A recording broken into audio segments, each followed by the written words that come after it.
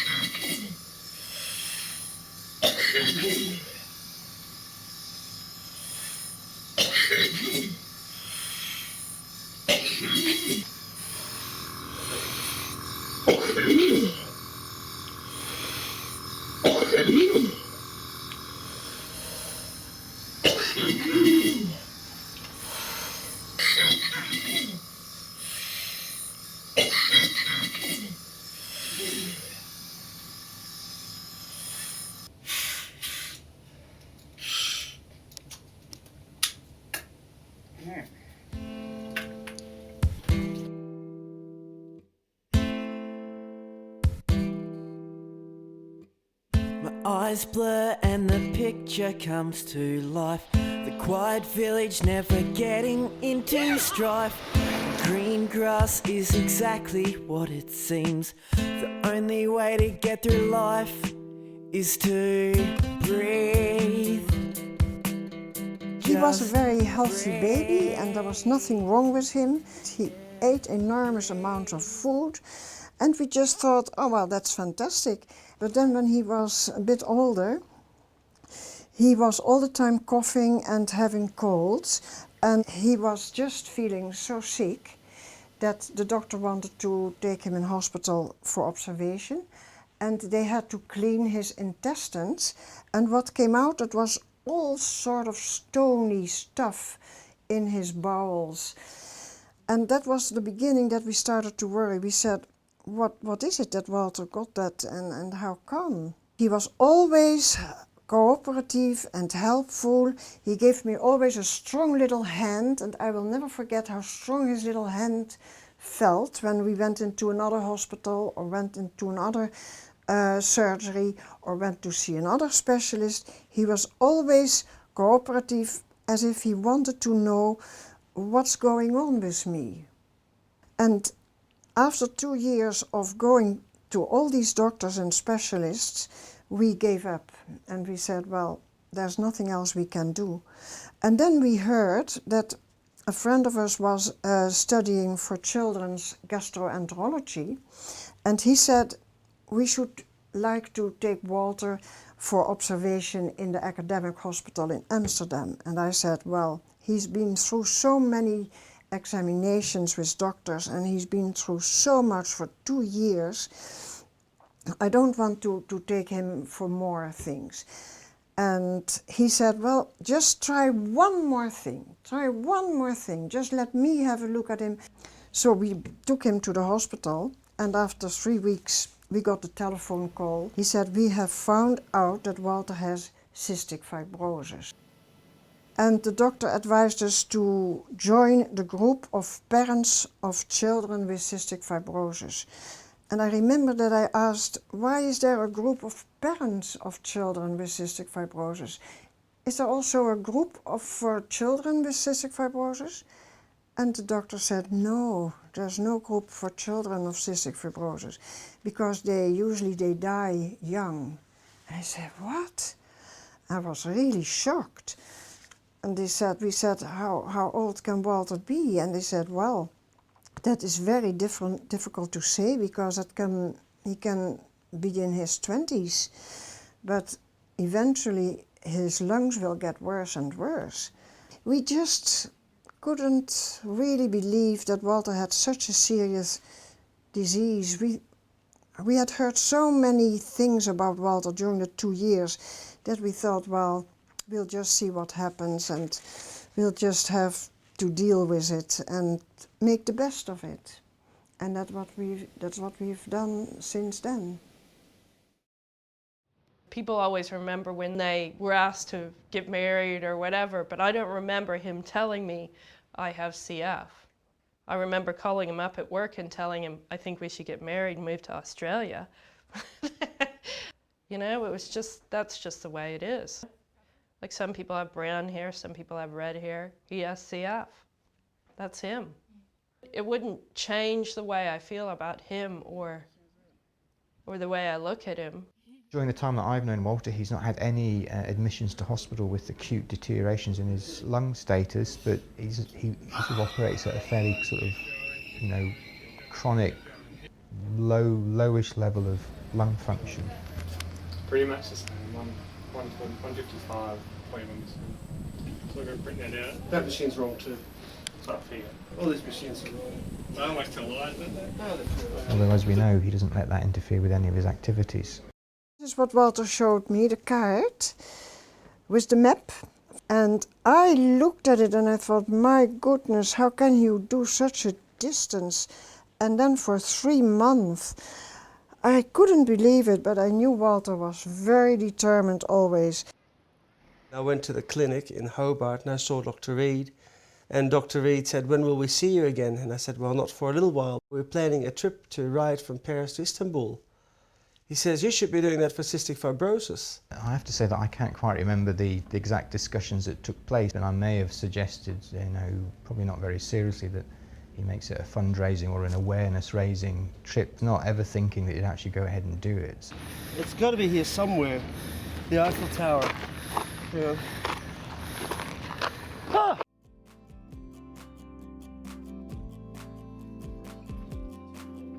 We follow the current downhill.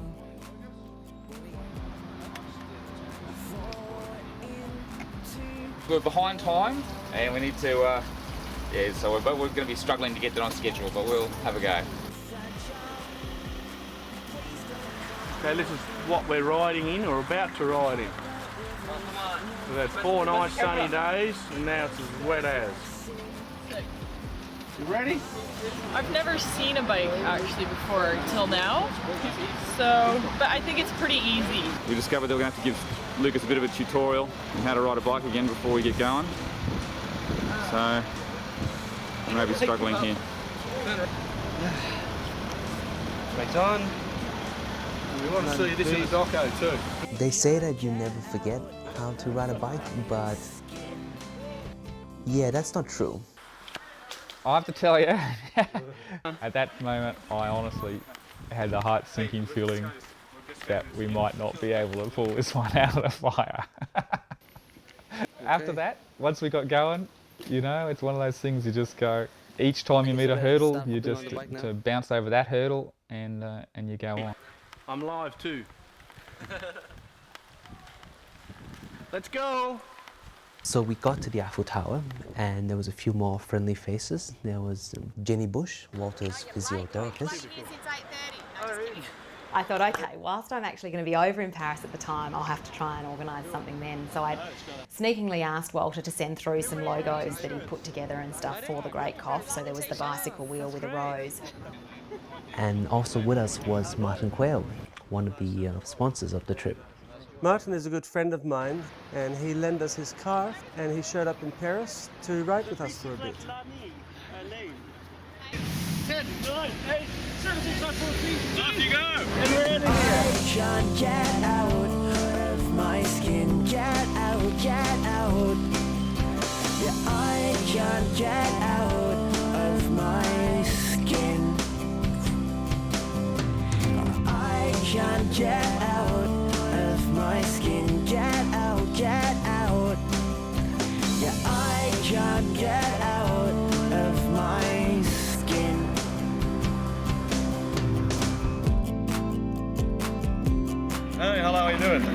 is Martin. Yeah, I'm fine. I'm Walter's friend. And we're here in Provence together with Lucas, the two of us, with the car, and Walter and the rest is following up. Wow, first day. I think it was about 105 kilometres the first day. And to go from doing nothing to riding that many kilometres, I had a bit of a sore bum. But it was good. Steve, is that right? Yeah. David, this morning. Hi there. G'day, how are you? Nice to meet you. Hello there. First step on Mini. Yeah. Premier jour. En bicyclette.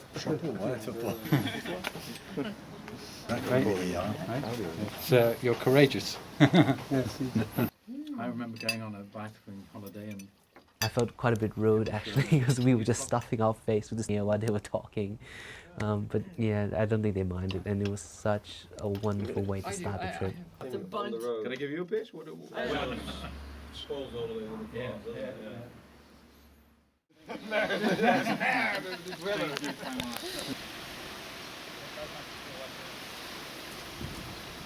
The French countryside was very beautiful, but it had its own challenges. So this is our first leg, so we had a fair bit of shaking down to do, get used to things. The hills were rolling more, and the wind picked up again, and it was a bit of a slog to get to the next town and the next town and the next town. And we knew we were making progress, but it kind of felt like it's not meant to be this difficult. Of course it is.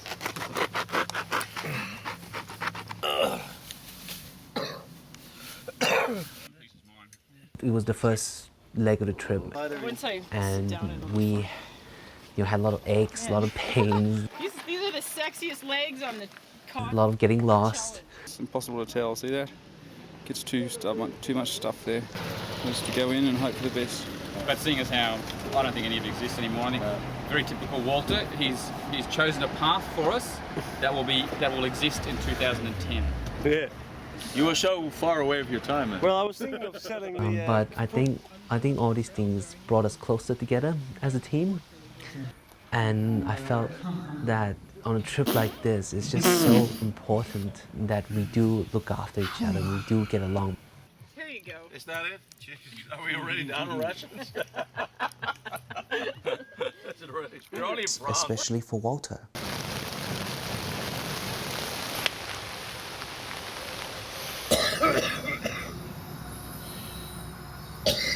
That's not to say he's helpless, of course. Yeah, I can't believe it. Walter just he more or less keeps right up with us. And there's some of the steeper bits, the steeper hills, and I think he's only held back simply because he has to cough.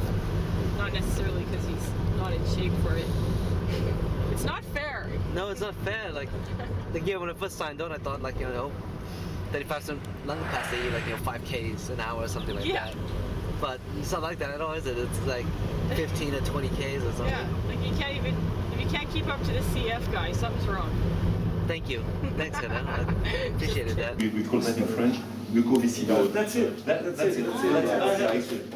I think the hardest thing is to get people to actually just understand what Walter's going through and why we're doing this. It's not like blindness or cancer, where you tell people and there's that immediate understanding and recognition. In Dole, we met these Rotarians, and it became really clear that they had no idea what we were about. Can't believe they live just here. People were incredibly friendly. We could not understand them very well in French. They did not understand anything about cystic fibrosis. They just saw us as being a group of cyclists that were doing something important. Then finally, one of their partners came in, who happened to be a liaison officer for disabilities. And with a bit of English and our broken French, we discovered that she knew what we were doing. That resulted in the newspaper being alerted for the next morning. Where do you come from? Australia. And Canada. And Canada.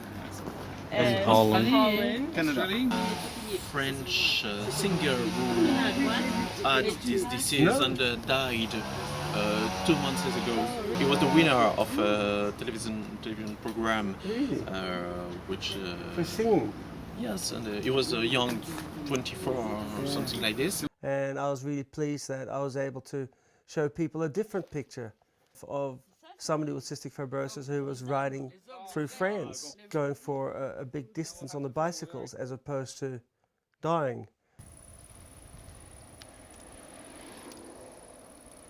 One of the things I've always struggled with, and I think it's sometimes what drives me to have the passion to work in CF, is the lack of community awareness of CF. Where it makes it very difficult is that, you know, there could be myself sitting here and another individual the same age as me with cystic fibrosis, and to you would not be able to really see any drastic difference. There would be, you know, physically we could look almost exactly the same. The person next to me might be coughing a little bit more, and that might annoy you, particularly if you're watching a movie. But otherwise there might not be any other real telltale signs that this individual has got a genetic condition that's effectively going to end their life far earlier than yours or mine. Okay, do it. Let's do it. Let's do it. And I struggle with that because then there's not that understanding. If you're explaining to someone that this individual has this condition, they think, oh no, surely not, there's nothing wrong with them. But behind the scenes, they're sitting there every morning and every evening, potentially having up to 5-6 nebs a day. Every time they're eating food, they're needing to take enzymes if they're pancreatic insufficient. They're possibly frequently having to come into hospital, depending on where they're at in their condition. And, you know, as I said, if we go back to where you just had me sitting here and someone else sitting there, no one, without asking questions, would even comprehend that that's what that individual has to go through. Nuh-uh. Nuh-uh. With food like this, I mean, I have 10, 12 just for a meal. So that makes like 25 a day. She's not. She's angry. Times what? 80 days? That's 1,600. Given a fuck. It's a lot of pills. Sankt Blasien. Yeah, that's where we're heading today. Okay. We're actually heading to Istanbul. Oh, to Istanbul. Yeah, so, that's where we're going. Okay. That's where we're going to finish. I was last week in Istanbul. Oh, right. So we crossed the Rhine, got into Germany, and we went into the first town, and you know, you could see in the distance these mountains just looming ahead, and you know, we had to go through them.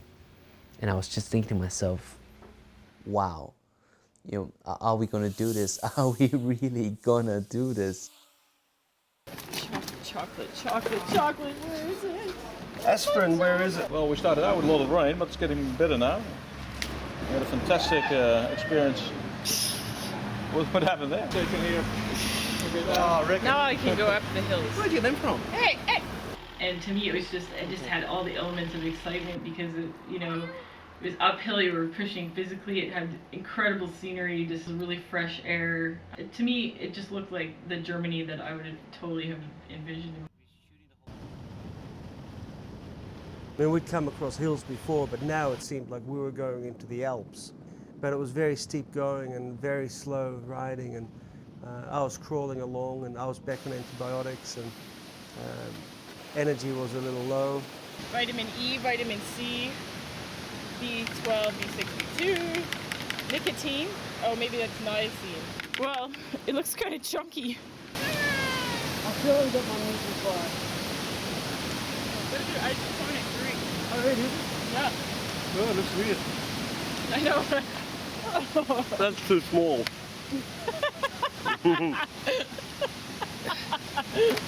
10 k's for Port Mouse, and another 10 k's to St. Blasien. And I know it's all downhill. Yeah. If we went the right way, it would have all been downhill. We'll make it. Yeah. We'll make it before nightfall. This is an absolutely gorgeous road, and it's ridiculous. It's straight up. My knee is killing me. This is a Kodak-sponsored stop. I'll take a picture. Yes, it is a Kodak moment, and that's obviously the only reason we're stopping.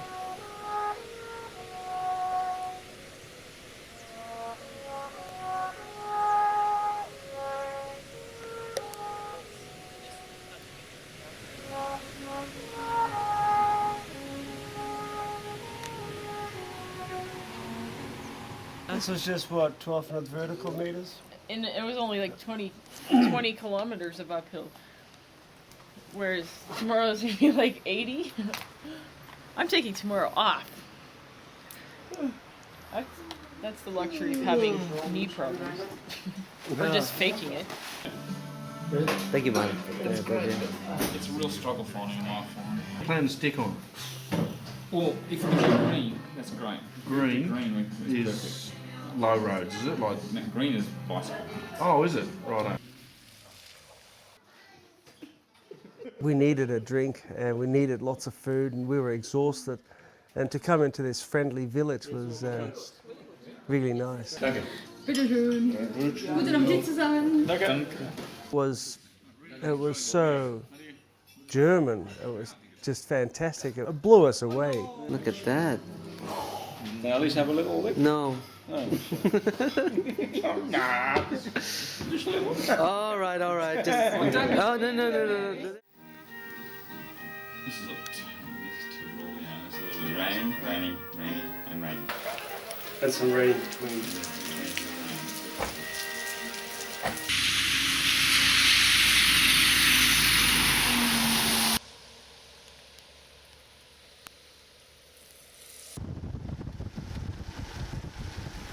Work, you Lucas. That was good work. That was a tough little bit of up.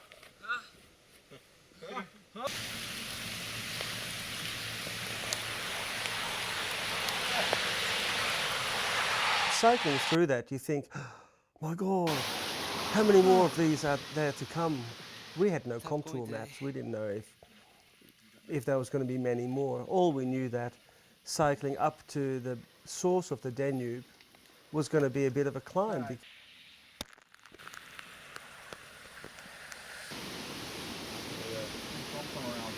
Eventually we started coming downhill and I was like, yes, take that mountain, you know? It was a great feeling. I was so happy, but yeah, I spoke too soon.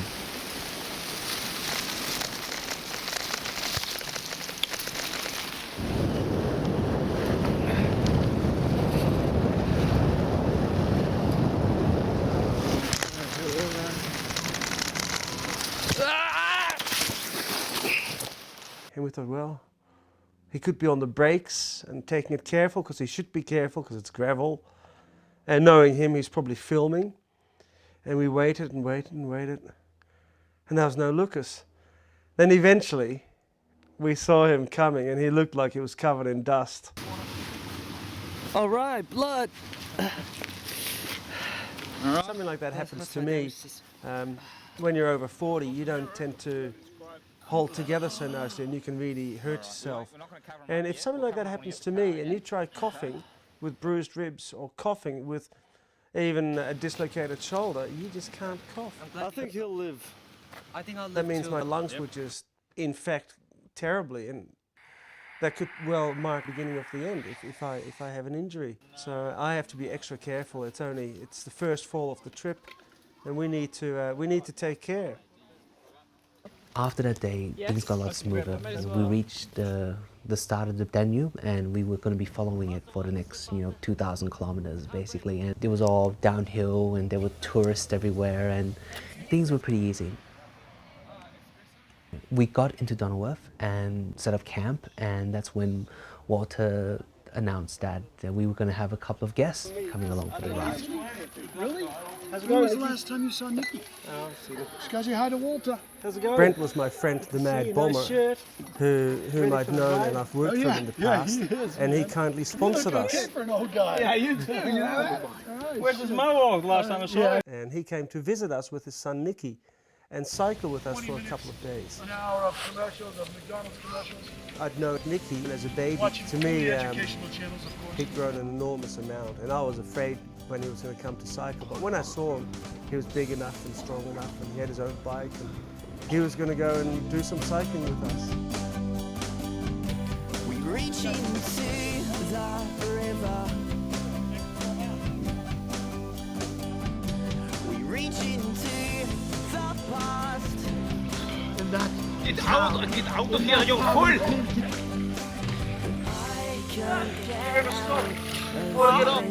Get out, get out. Well, that worked good.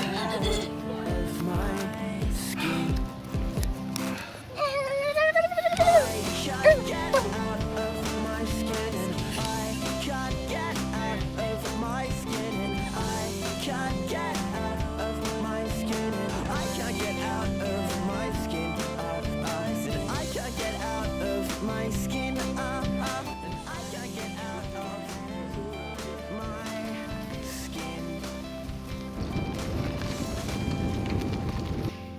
After the 3-4 days that Brent and Nikki had spent with us and the last few weeks that we'd spent with Martin, it was time to say goodbye to them. Be careful, all right?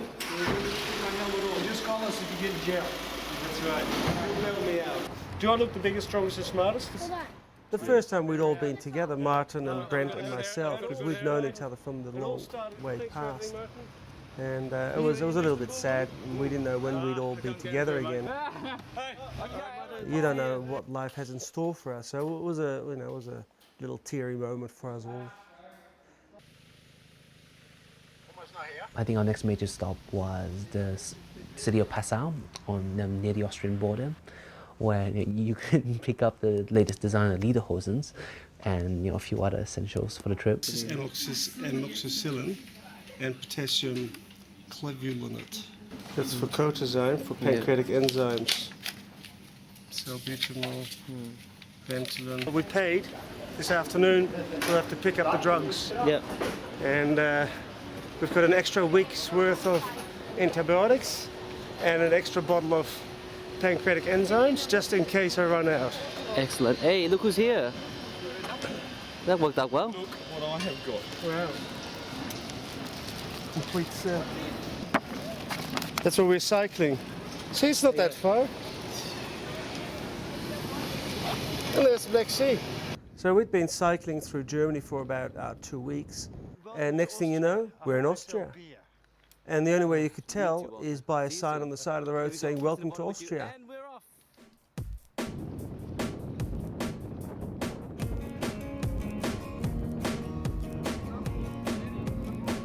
We're at Slogan here. We're approaching Slogan, and the river is going to turn around. Instead of heading east, it's going to be turned around, it's going to come back and start heading west, see? Now we don't want to be cycling the wrong direction, so we're going to hop on a ferry and ride the ferry west. We're going on the Danube. My friend out there, he has cystic fibrosis. Which one? The gentleman there with the glasses on. Right, I see. The river here was just beautiful. There was hills and mountains in the distance. There was monasteries and castles dotted all around. This is probably one of the most beautiful bike paths in Europe. So we had a lot of company, and Walter just loves to talk, particularly to the Dutch, because that's Walter's background. But really, anyone who was willing to listen would get an earful, which is great for the awareness-raising side of the ride. We met one lady who was a specialist in the field, and she knew what cystic fibrosis was, and she looked at me. I know. It happened us. You? Yeah. It's not possible to have it in your age. Yeah. And to bike. And this is the exact stigma that I like to show people, that today we do get older and we are able to work with our medicine and be able to do things. And I was very proud to be there and say, I'm 42 years old and I have cystic fibrosis. No, and normal, it's not possible. No. A very fit man. It's fit. And she was very impressed, and it changed her view of cystic fibrosis, as it should, because cystic fibrosis is not the death sentence it used to be. You know, when I was diagnosed, 10, 15, 20 years old was about the maximum you could live. But today it's a lot more, and I'm very happy that I can cycle and show people that it's not the end of the world to have cystic fibrosis.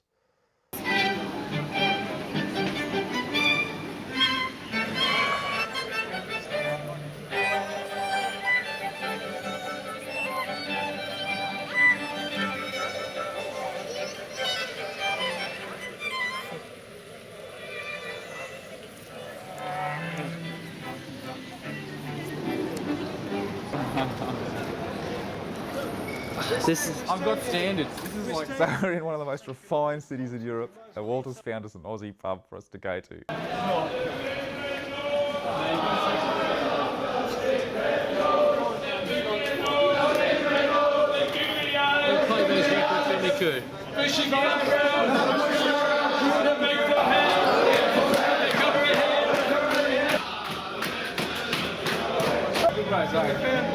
Only Australian pub in Europe, and it's the rowdiest pub we've come across so far.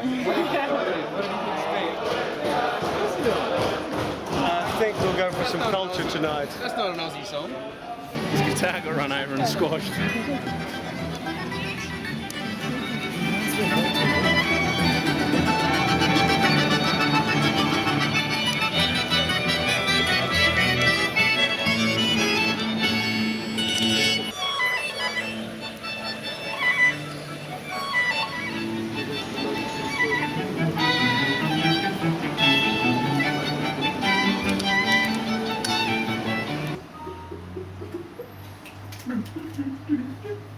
Hello. Hello, Cindy.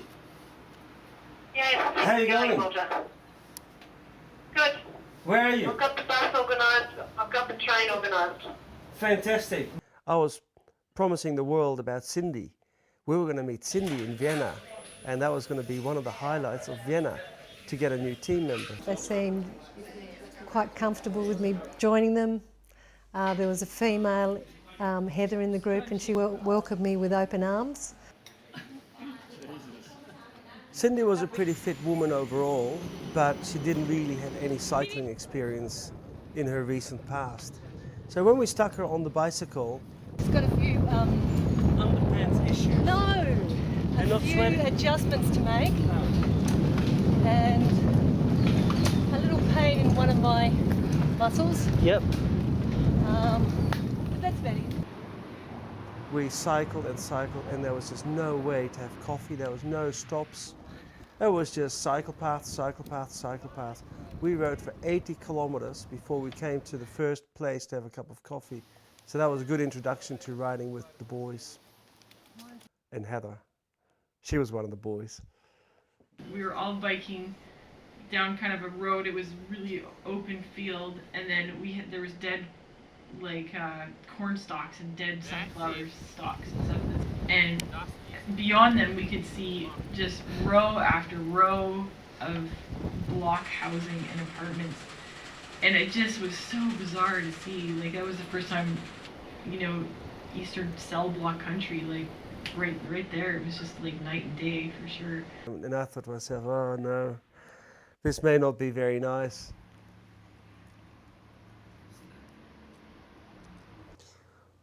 But when we got to the city, it was actually a really fascinating place. You're full of art and life. Bratislava turned out to be a hidden gem of a city, really beautiful. We made our way into the main square for dinner, and just saw all the people out there watching an open-air cinema in the square, and then suddenly fireworks started up. I found out later that they were celebrating their Independence Day that day, hence the fireworks. Such an amazing place, and it made me really look forward to the rest of Eastern Europe. There was no more tourist facilities, there was no more bicycle signs. We felt we were on new ground. We were there on our own. We had our map, our GPS, we had our David. We had to ask for directions, the roads were tough, there were dogs coming at us everywhere. And it felt like, yeah, you know, this was the cycling adventure I signed up for. Hungary is famous for its paprika, and all along the sides of the road there was carts packed with chilies. It was only a matter of time before they caved in.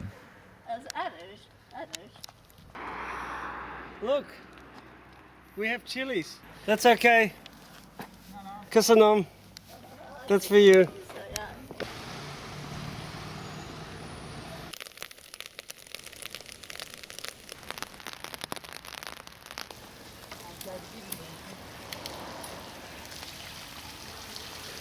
How'd you go, mate? That's good. Not doing too bad. If it's anything to do by the condition of this road, they're not lying in that book when they say to be careful. Yeah, no. She's rough.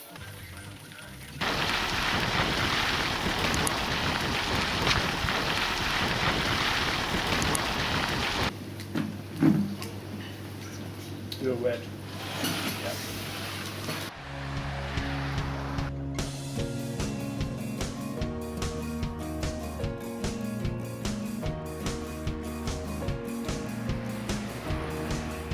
Geographically, Budapest was a milestone for us as it marked the middle of our trip. We'd now covered half the distance. We break pads.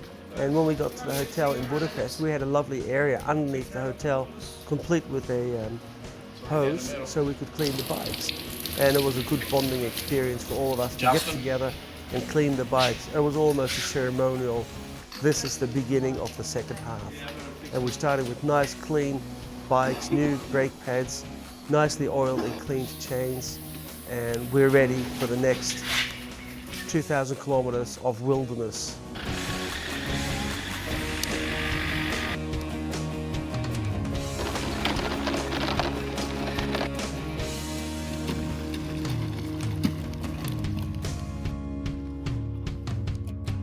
Parts of Hungary we were riding through now were pretty rural, but we knew that the next few countries we'd be going to would be, it would be a lot more off the beaten track.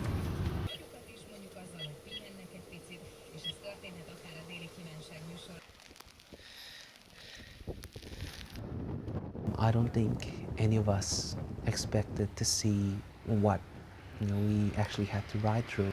It made a huge impact on us because we suddenly realised what that war in the 90s had done to the former Yugoslavia. How people were just living in between these ruins, and there's people living there in some of these houses or buildings with bullet holes left, right and centre on the walls, and you can see them having their flower pots on the windowsills, and they're living normal lives, and the window panes were fixed, but every day they see these bullets and these broken buildings, and I don't know what they went through, but it was just awful. On the last day in Croatia, we ran into some kids just riding along on the side of the road, and it was really heartening to see that life was going on for them.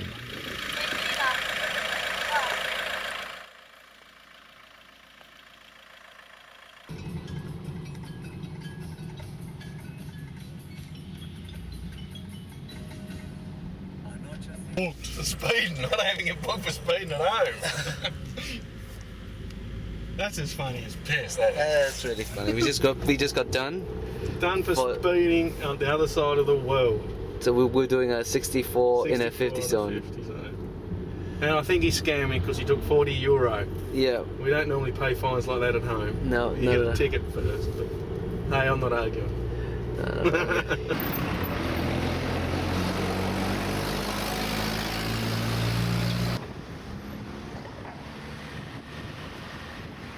Eventually, we made our way into Belgrade, and it must have been peak hour or something because it was insane.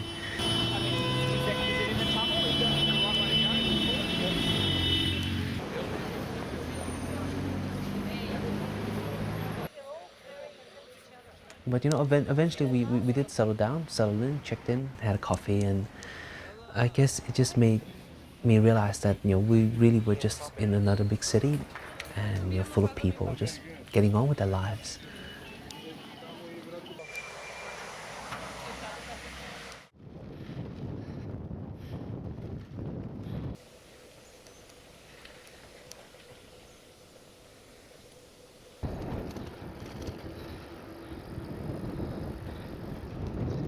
One afternoon we came to a little bed and breakfast, and the old couple running it were extremely friendly. No. Ich habe 2 Kinder. Things, and they asked lots of questions. They wouldn't leave us alone, in fact. They were very interested in what we were doing. Belgrade. Last night. Smederevo. Jedan unikat. Za celu planetu, nema niko, samo Srbi imaju to.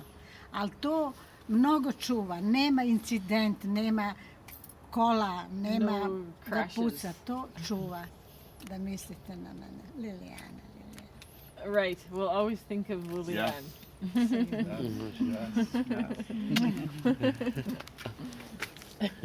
She was lovely and kept giving us hugs and kisses, and then she brought out a gourd. Pravi se mešpajs. To se seče I mešpajs. Puno. Yeah, well, some of the time I don't know what I was thinking. It was cut a hole in. She'd ask a question and you'd try and get the gist of it and couldn't. From it. Especially with the gourd thingy, whatever it was called, trying to work out that, and a drink, cut a hole and drink out of it. And you just nod your head and agree. Hope you're doing the right thing. I think we never really appreciated the significance of that gourd. The angel in the mirror. In the mirror. She'll be with us the rest of the way. Very good.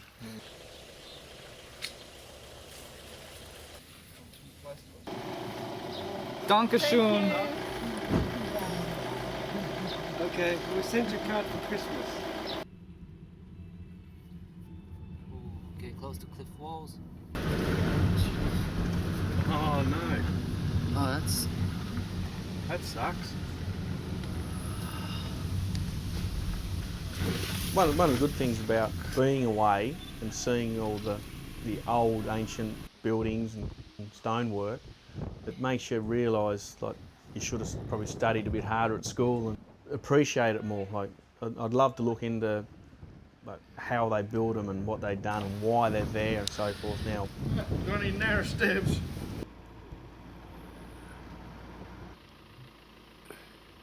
The countryside got a lot more scenic for a while, but then we started hitting big gorges and the national park, and that's a World Heritage Area of Serbia. It was getting very spectacular. There was huge cliffs going down to the river, and there was no more easy riding on the bank of the river. It was seriously riding up big hills and big roads and through big tunnels.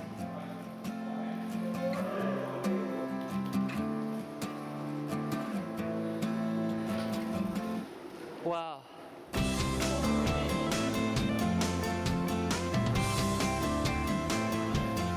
Now we saw a lot of signs that said 6% and 8% inclines, and they weren't intimidating us. We were pretty fit at this point, and we'd survived the hills in Germany and Austria. I think there's going to be snow soon.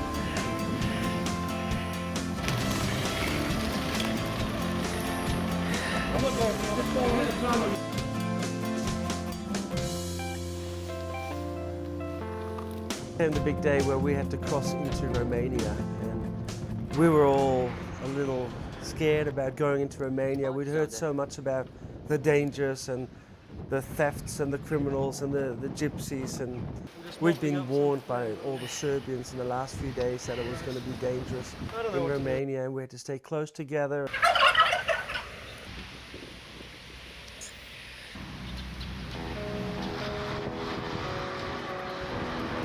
I didn't expect this from Romania. Nice road like this.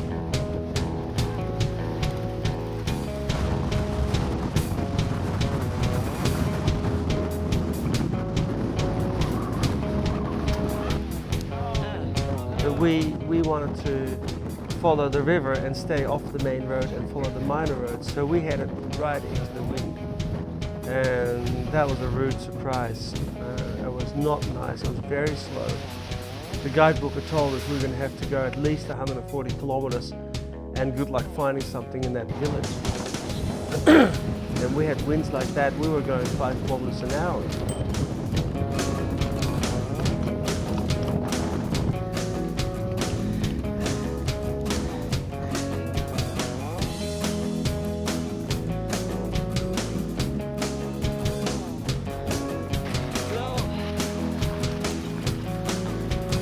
Now we're travelling through a poor and poverty-stricken part of Romania, and as much as you want to be open and friendly with everyone, you can't be naive and expect that you'll have no problems. You feel a little bit vulnerable. You know, you think that we could get robbed in some of these places. They could easily stop us and hassle us, and it just wouldn't be fun. There really wasn't much you could do except smile and go past, and people seemed to be friendly, and all people were friendly. Oh.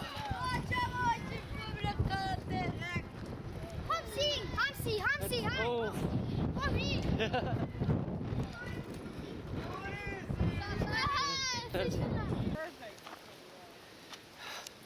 It's a fine line though, because you still got to be cautious, and you know you're out in the middle of nowhere, and you know anything can happen.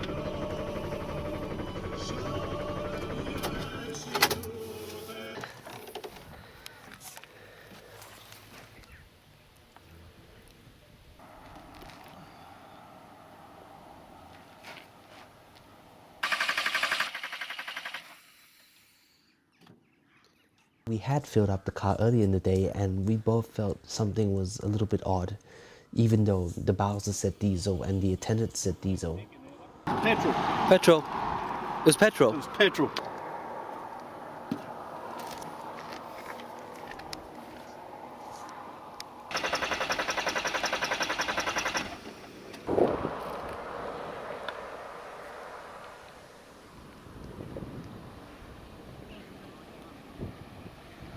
No, stop. Stop. Stop. Stop. We saw the support vehicle stranded on Well, the for side of some the reason the road. tank got a vapour lock. And I saw Lucas smiling and I knew it was pretty serious because he likes it when serious things happen. It gives him something to film. So we need to get a tow back to that server. How far back is it? Okay, clean up. Fortunately, there was a petrol station right behind us. So we pushed the vehicle back and tried to communicate with the people there to tell them what had happened, which was extremely difficult. What is Benzene. Okay. No good. Okay. No good. Acha. Should be Motorina. diesel. Diesel. Acolo. Acolo. That car? Da. Full of benzene. Mai merge. Full of benzene, no good. A băgat, are motor. Defect. Defect. Benzene out? Problem. La noi aici Nu, de asta ați băgat de asta? Treaba de asta. Aia și voi ați băgat de asta. So benzene out, diesel in. Are you getting any information? If you get any information, you can tell. Yeah. Like, we didn't know if he was understanding what we were saying or that, worst case was that he was trying to con us, Aici vine. Siphon? Do you siphon? Mecanic, aici vine. Mechanic? He definitely didn't like being filmed. That was clear. Like, We have to go. Need to get this out and fresh stuff in. Ok. O oră, nu știu cum. We knew what the problem was. We had a tank full of petrol in a diesel car. So we couldn't get much help from the owner, but we knew we had to try and get that petrol out. Some other people there tried to help us, but the owner of the petrol station told us quietly, and he wrote down mafia on a piece of paper and showed it to us and pointed at the man, and we started getting a little worried. And it was a bit of a tight moment. I have to say the anti-siphoning protection on the VW is fantastic. We could not get a hose in to siphon the petrol out of the tank. Eventually, Cindy and Troy worked out that if we disconnected the fuel line from the starter motor, we could pump the petrol out of the tank one squirt at a time by turning the ignition.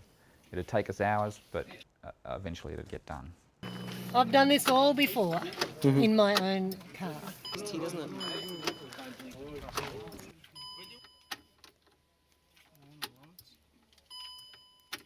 a couple of hours later, the translator arrived, and I have to say he looked like the classic con artist with the glasses and the cap.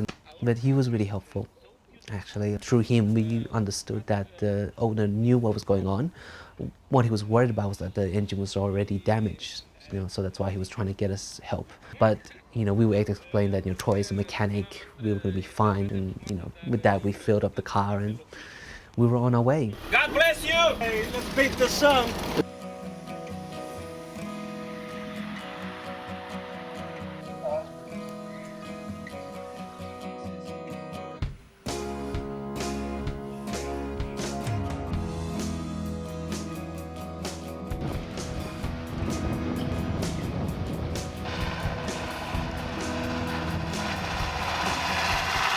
We're about halfway through today.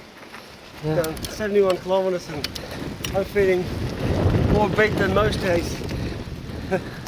We had a long way to go and we weren't making much progress, and we couldn't stop anywhere. There was nowhere to stop. There were no shops. There was nothing.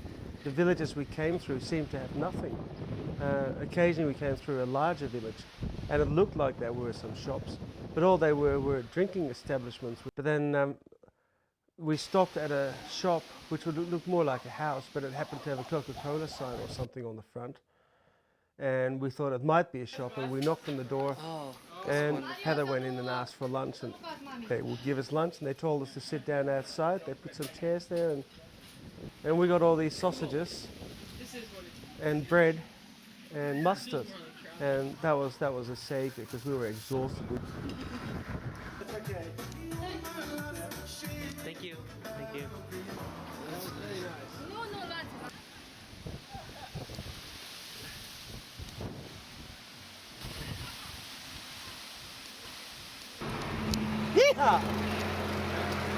On one of the dirt roads that we were following, where people would typically just sit on the side of the road watching the passerbys, I saw a man sitting there with oxygen tubing. And I thought, hello, here we have somebody with a lung problem. And it sounded to me like he had emphysema. And he also had plenty of gunk. And he offered us food and drink, and he wanted us to stay, but we obviously couldn't. We were just...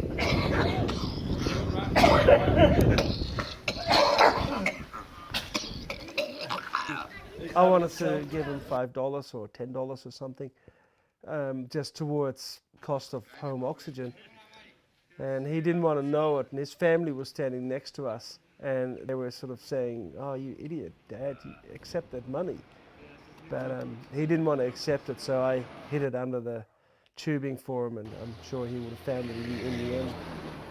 At last we were reaching the end of this lake. The Black Sea was in sight. We crossed the Danube one last time. I'm sad.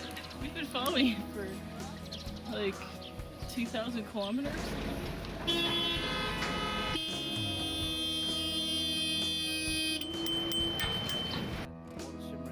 Yeah, it was a big moment to say goodbye to our beloved Danube. And we got on shore on the other side, got on the bicycles, and there was quite a long part that we had to cycle along on cobblestones. And we rode on these cobblestone roads for miles and miles and miles, and it was slow and hard going. And we had about 140 kilometers to go to Constanta, to the Black Sea.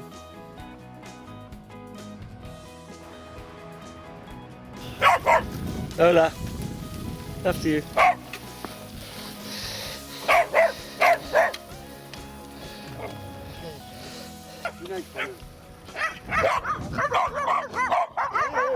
Yeah. We've got them everywhere.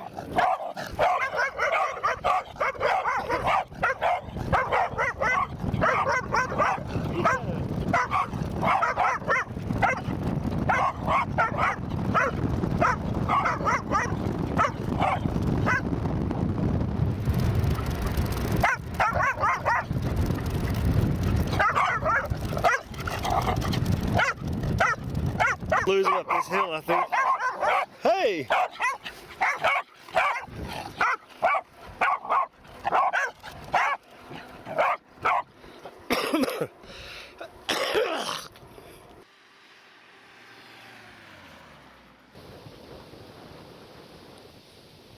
$140-kilometer day, like it's really just dragging on and on. So here you go. Does anyone have a David? Do you have a 6? Go fish. Oh. Walter, have you got any 3s? I've known Wally for 24, 25 years now. We've always run and ridden bikes together. Any kind of outdoor activity, Wally's always in it.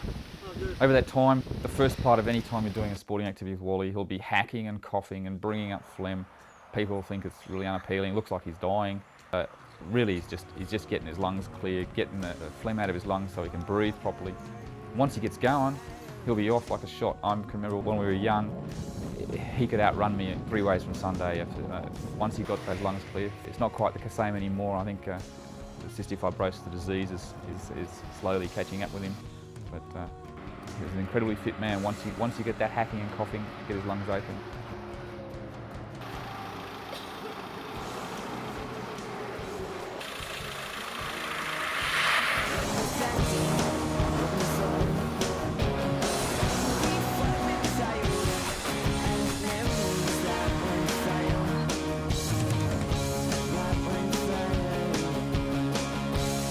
That was the end of our cross Europe section, and now it was just follow the Black Sea to Turkey. We'd done thousands of kilometers to get here, We felt that now we just wander down the Black Sea and enter Turkey and we're home and hosed. But of course, in our heads we knew that that's still a long distance to travel.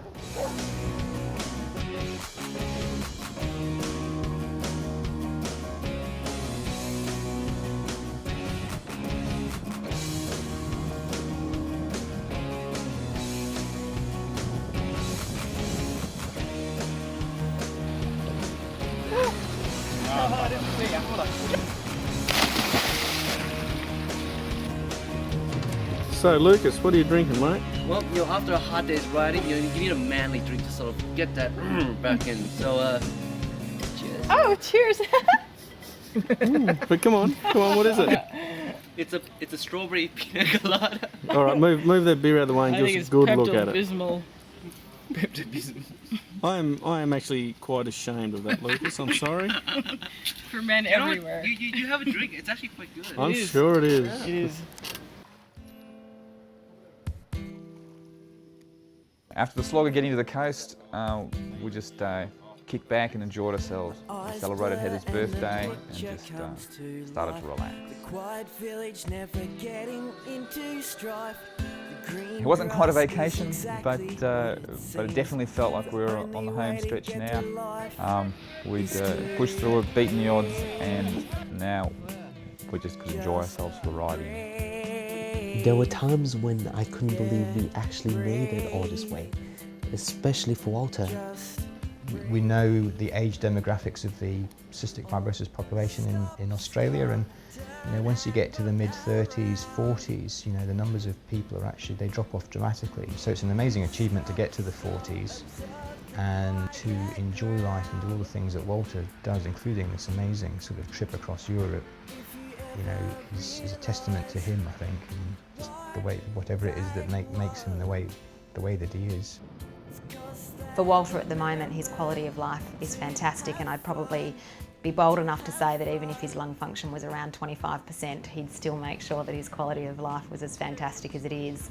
And really, at the end of the day, that's what it comes down to. People can have numbers on a piece of paper and the doctor can say your lung function is this or your bloods are doing this, but it's the individual's perception of how they want to live their life and what they value in their life to say whether it's of good quality or not.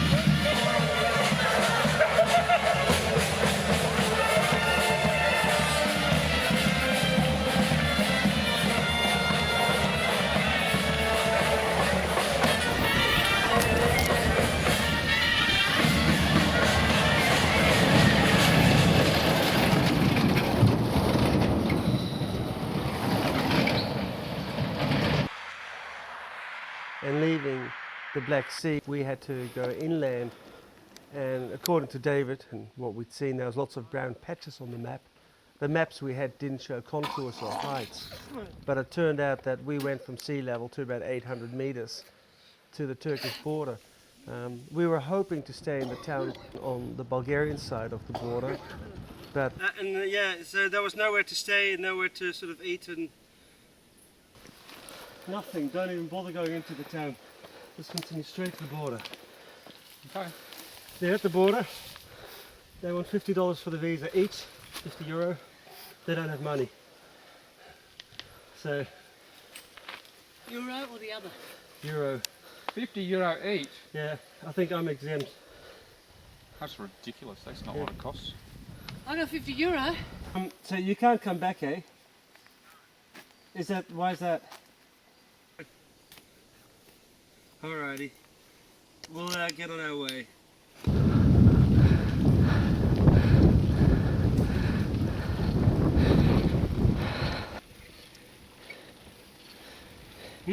Lunch is coming to me. You've got some flies on you. The closest accommodation outside Turkey, in Turkey, I think is going to be about 60 kilometres away. 60. It's 12:30 now, Mm-hmm. and we're cycling at an average speed of about 8 kilometres an hour.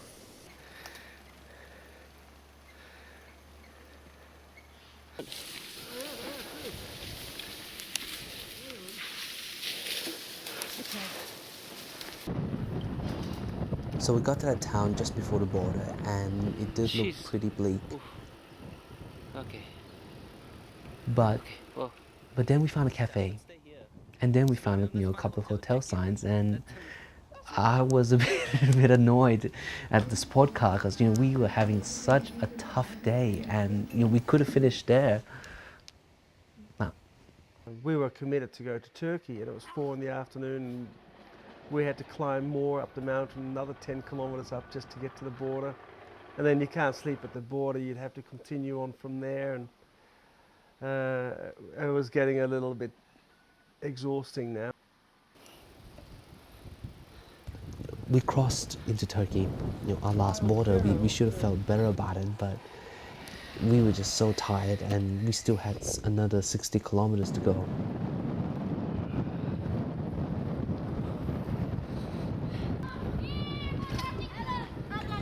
We pushed hard and we sped right past our first Turkish village, and then we ran into a big surprise. It seems Troy and Heather had found a friendly farmer who let us camp for the night. It was a big relief. It also turned out that that wasn't the only surprise they had planned.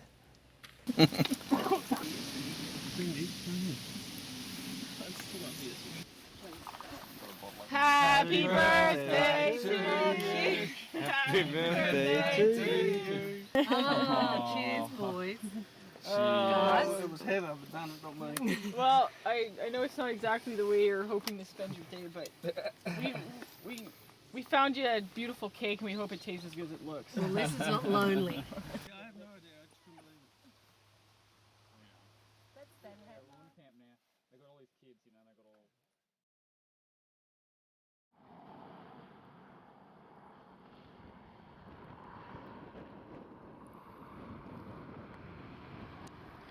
The hills were much bigger than I expected, and we were so close, and yet it felt so far.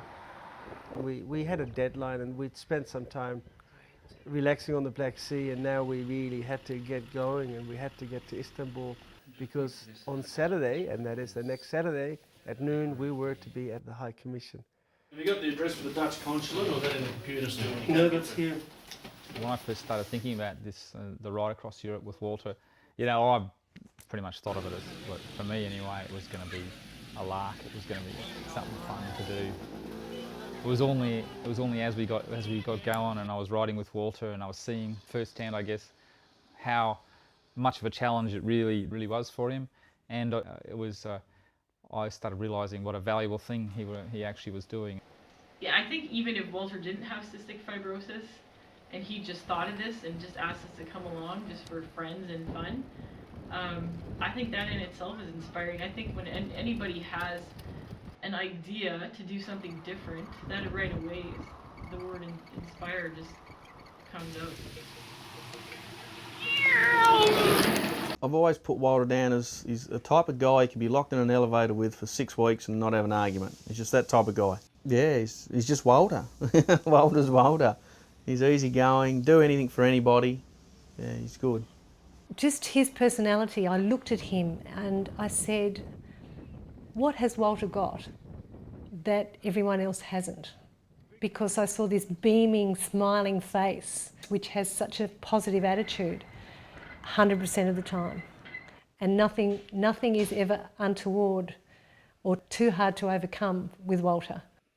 He's got this terrible affliction, and he has to exercise, he has to cough and do all these things, and just keeps going. Like I look at myself, and I wonder, what's my excuse for not jogging or bike riding or doing a push-up every now and then. There's nothing really to it. You just do it bit by bit. But most people who are sick have trouble leaving the house. Whether I'm sick at home or sick on the ride, wasn't a big deal for me, so I couldn't see the problem. And then we saw the haze. The haze was Istanbul in the distance. It must have still been 50 odd or more kilometers to go. We thought it was all going to be downhill because it looked downhill, but we kept on running into more hills.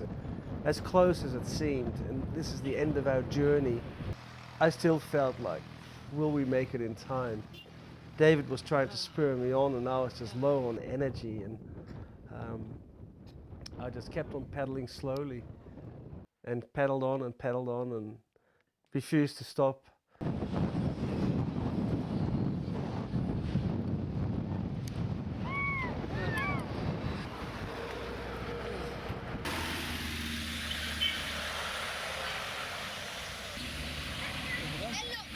Yeah, so there we are. This is our final day. We're in Istanbul. We're not exactly Istanbul proper, but it's such a huge city.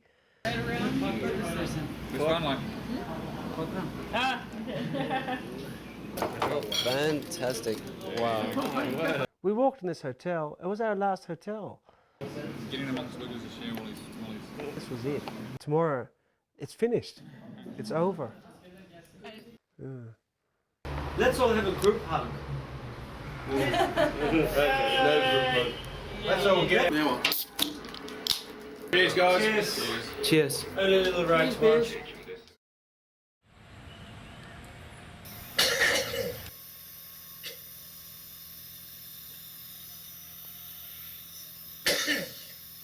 This is it.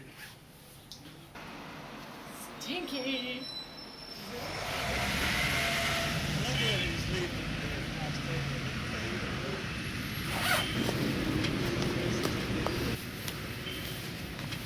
Make sure they're not inside out for the final effort.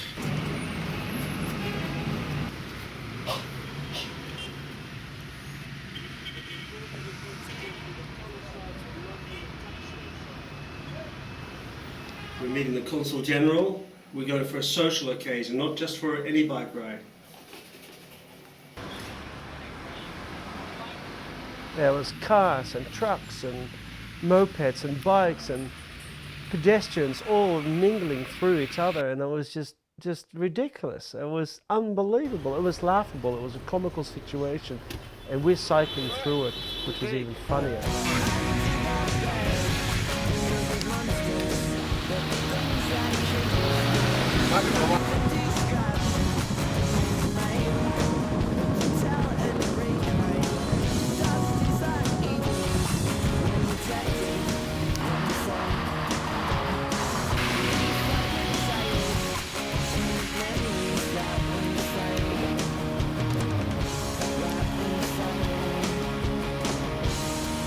It was a nightmare. Now, it's okay for us cyclists weaving in and out of the fumes and in and out of the traffic, and there was enough adrenaline to keep me going. Unfortunately, for a car to be stuck in that mess, it wasn't moving very well.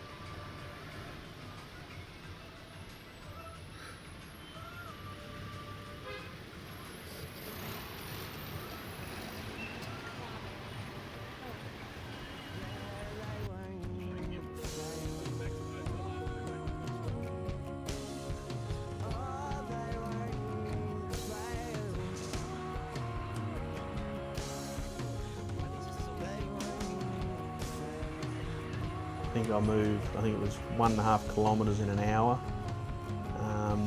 Then we got into a roundabout which had like 20 lanes of traffic trying to fight for one corner. That was just dead. Bang, stopped. Just turn the car off and wait.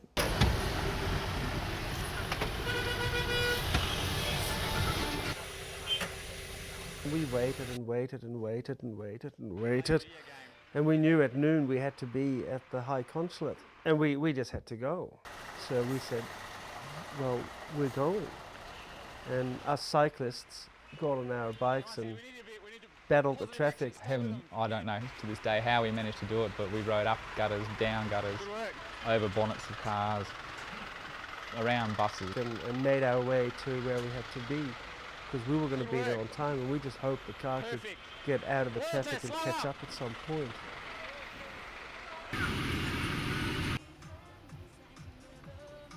I was thinking to myself that, I hadn't come 4,000 kilometers just to end up stuck in traffic, for the big finish. It was a tense time because we wanted to arrive all together.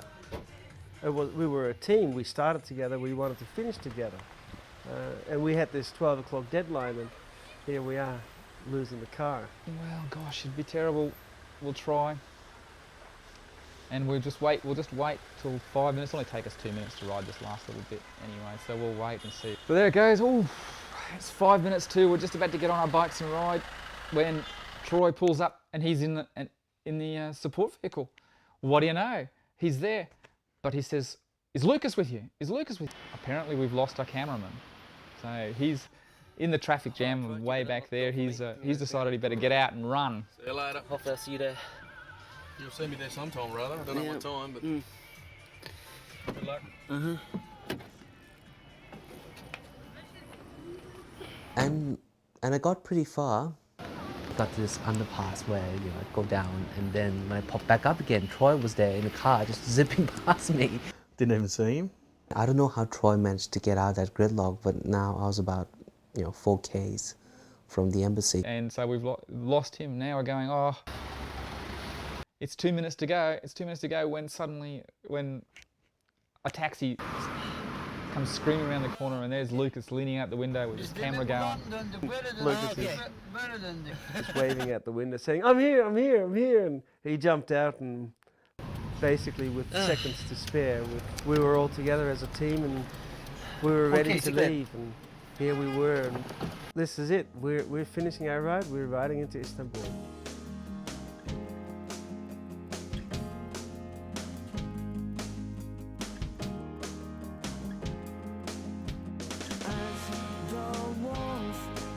Beside me,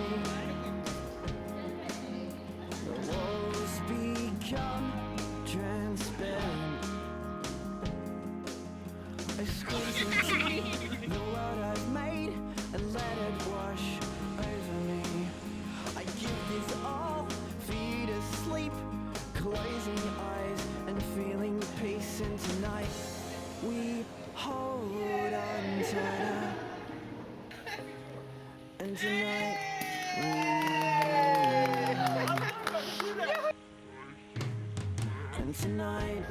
we hold on tighter. And tonight we hold on. And tonight we breathe in deeper. And tonight we see much clearer.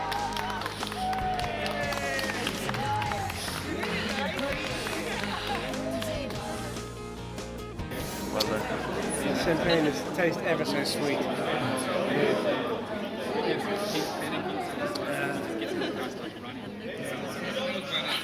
I don't know what else to say. That's it, what can I say? Been a big trip, big adventure. Well done. I squeeze into the world I've made and let it wash over me. I give this all for you to sleep, closing your eyes and feeling peace. And tonight we hold on tighter. And tonight we hold on.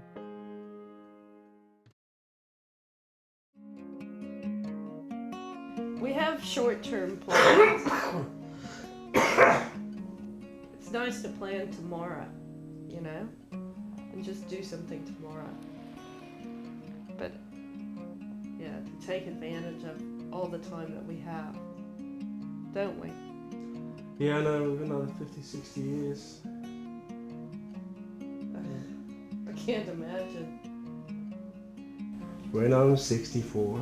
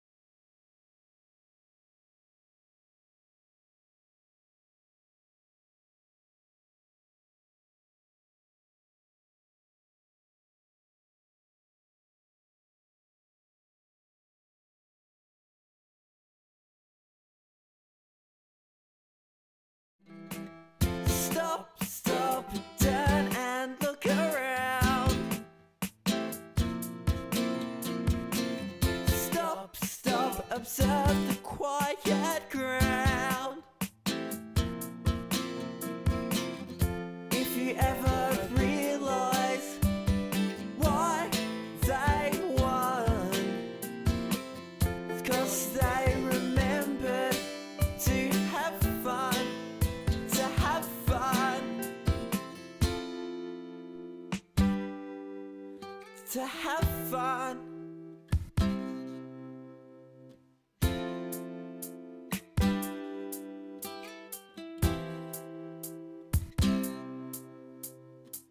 Sigh and then take it in. It's hard, but if we try, we can win. Just try to win.